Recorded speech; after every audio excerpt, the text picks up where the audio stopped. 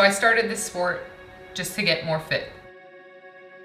And then there was a time in my mid-20s where I kind of struggled with, what am I doing? When I first left school, my goal was to go on and go to PT school or physical therapy school. And in the meantime, I was coaching gymnastics, got into CrossFit. So it was like, what should I be doing with my life? But then obviously CrossFit competition picked up and it was like, oh, okay, well now this is a thing. I'm really gifted at this. So it's kind of been the last 8 years of pursuing my life as a CrossFit athlete and see where that can take me.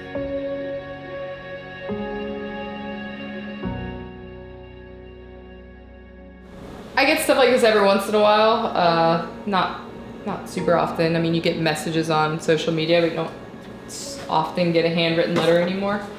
So it says, my name is Corey, I'm a big fan of yours. You're by far one of my favorite CrossFit athletes. You inspire me so much. I recently took up CrossFit and hope to compete one day. And basically, this person sent photos for me to autograph and send back, so I did that. But I don't know, it was kind of cool to hang on the fridge and just like be a reminder that you're an example to people. So, you know, glance up and remind yourself in the morning that just have a good attitude and lead by example. I guess sometimes I look at it as being like a little strange because most of what I do is work out and, you know, be good at working out, but then it goes far beyond that. So just extending it into helping others with that and, you know, allowing them to make a change in their life or grow up. Growing up, you always want to have, I looked up to certain athletes growing up and you never want to have like a negative image of that person in any way. So just trying to be that person for someone else. We're just going to the gym to meet up with Jensen, who is a 10-year-old who I train sometimes, and she's kind of finding her way in the sport of CrossFit as a young girl. I wish I found it at age 10. I've known Jensen since she was 4 or 5, and she was the flower girl in my wedding. So to me, it's kind of like it's just Jensen, but I'm told that she does look up to me, so that's pretty cool. And she's kind of seen this whole journey, so I don't know. She's only seen me in one way as well, so that's pretty cool. But yeah, she catches on to things really quickly, and she's very gifted.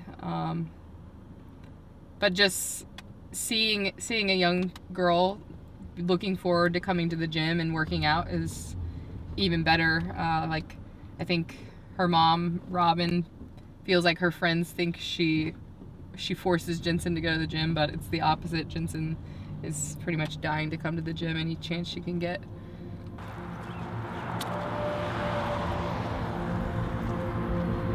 I became a level 10 gymnast in 8th grade, and that was when I went to my first nationals in gymnastics. As a gymnast, there's a lot of pressure on being light and being small. Essentially, gymnastics is easier if you weigh less. So you're never really taught that, but I guess at some point you pick up on that, or maybe my coaches did say that. I'm not sure. But going into high school, I remember I was getting close to 100 pounds, and I remember that was like my biggest fear at the time, was hitting 100 pounds, because I just thought, you know, if I get this heavy, I'm gonna be, number one, too big for the sport. It's gonna be too hard, and I'm not gonna look as good. And that led me into college, where we had to weigh in every week. I think it was every Monday, and that was just extremely stressful. You had to, you know, hit a certain goal weight or be within 2 or 3 pounds of that, and then if you were above it, you were in the fat group for the week. We didn't really have the guidance we needed in order to achieve those things. So like maybe the goal weights were fine. Like I think those were reasonable, but it was like talking about what you should actually eat was almost like a bad thing, where we should have had like so much more guidance at the time. I could have excelled so much more if my outlook was different.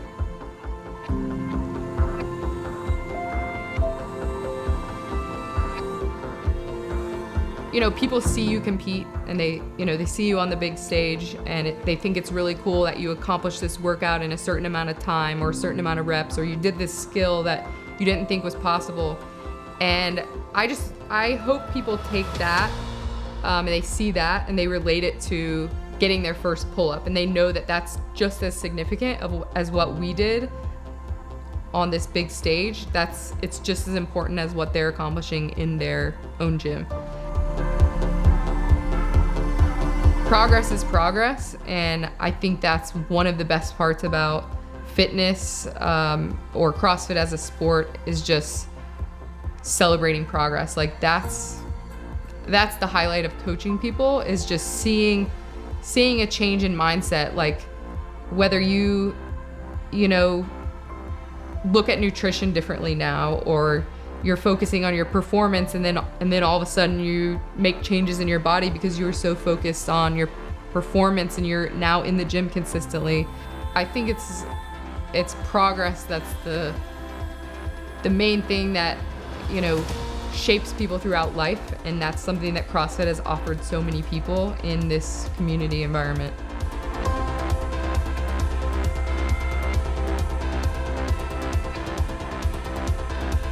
I need to be grateful for this gift that I've been given, and do as much as I can with it.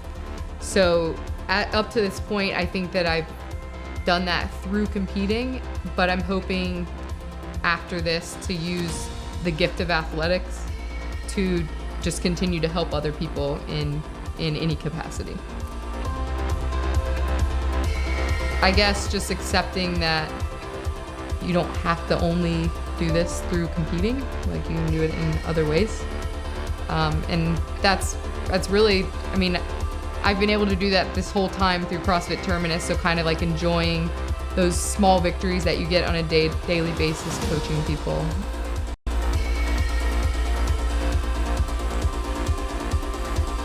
What is winning? Is it being the best? How do we really measure that? What are the goals for this year? To not be attached to goals, to get through this year healthy, to enjoy it.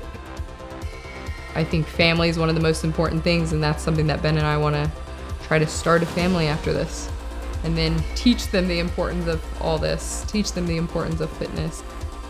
Maybe there's games athletes that every afternoon while I'm coaching are training, and I guess I've just been able to put that aside and be like, well, this is what I want to be doing. So,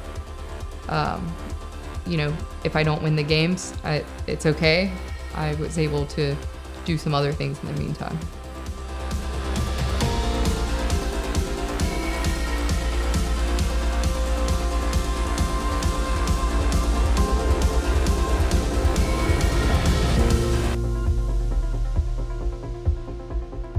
Winning to me would be using your life to do something good, helping other people, and